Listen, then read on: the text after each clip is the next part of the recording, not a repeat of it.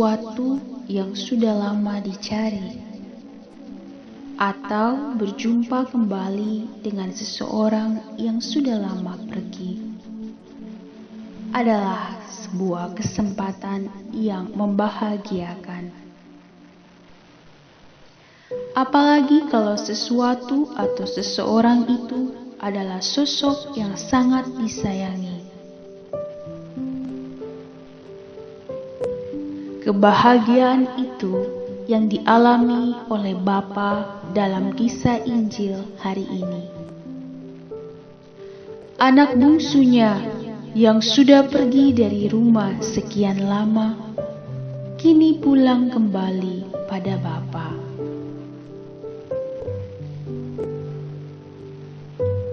Hati seorang ayah yang tergerak oleh belas kasihan mendorongnya untuk berlari, merangkul dan menyambut kembali kepulangan buah hatinya itu. Ia tidak lagi memikirkan dosa dan kesalahan yang dilakukan si bungsu, yang menggunakan harta warisannya untuk kesenangan sesaat di masa lalu.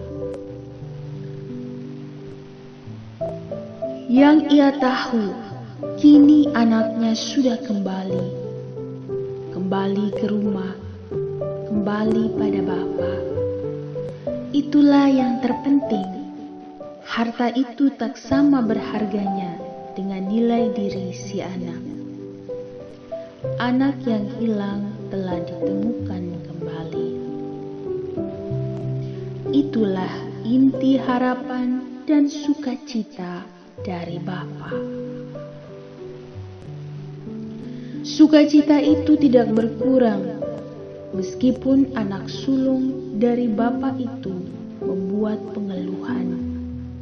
Ia tidak menerima bapaknya menyambut kepulangan adiknya dengan pesta yang meriah. Si sulung cemburu. Keegoisan membuatnya merasa ialah yang paling pantas untuk menerima perlakuan itu. Kasih si sulung pamrih, karena selama ini ia terus bersama Bapa. Ia berpikir hadiah dan pesta adalah balasan yang pantas untuknya. Si sulung memberi fokus pada masa lalu si adik. Ia memelihara ingatannya akan dosa si adik. Itulah yang membuat hatinya geram dan jengkel. Namun Bapa menenangkannya. Menyadarkan si sulung bukan dosanya yang Bapa perhatikan, tetapi niat dan tindakan si bungsu untuk mau sadar dengan kesalahannya dan bertobat. Itulah yang Bapa nantikan di depan pintu rumah.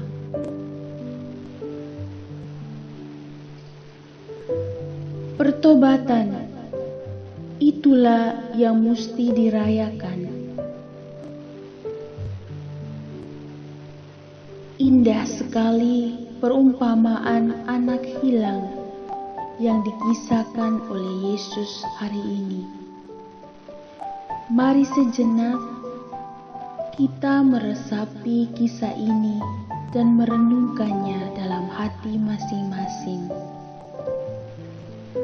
Setiap kita pasti pernah menjadi tiga sosok atau salah satu sosok dalam perumpamaan Yesus itu.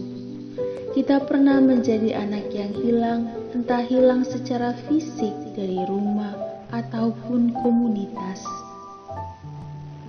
ataupun hilang dalam arti kehilangan diri sendiri, kehilangan iman kepercayaan, jatuh dalam dosa dan kesalahan. Kita juga mungkin pernah menjadi bapa yang disakiti atau dilukai oleh perbuatan orang-orang terdekat kita, oleh orang tua, anak, sahabat, kenalan, teman kerja dan sebagainya. Namun tetap kita menunggu saat untuk berdamai, tetap membuka pintu pengampunan, meski untuk mengampuni adalah perjuangan yang berat. Kita pun mungkin adalah anak sulung yang merasa diri paling bersih dan benar. Anak sulung yang cenderung taat dan patuh hanya untuk mendapatkan pujian dari Bapa. Sehingga saat sesama kita memperoleh apa yang kita inginkan, kita mudah menaruh cemburu padanya.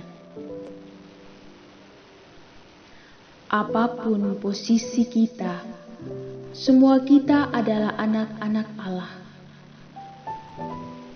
Sebelum kita diampuni dan mengampuni satu sama lain, kita perlu mengingat, kita orang berdosa yang telah memperoleh pengampunan dan kasih yang cuma-cuma dari Tuhan.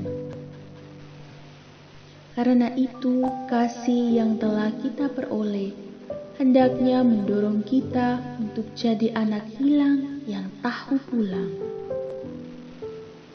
Juga untuk menjadi bapa yang terus membuka pintu maaf dan anak sulung yang patuh pada Bapa dengan ikhlas hati.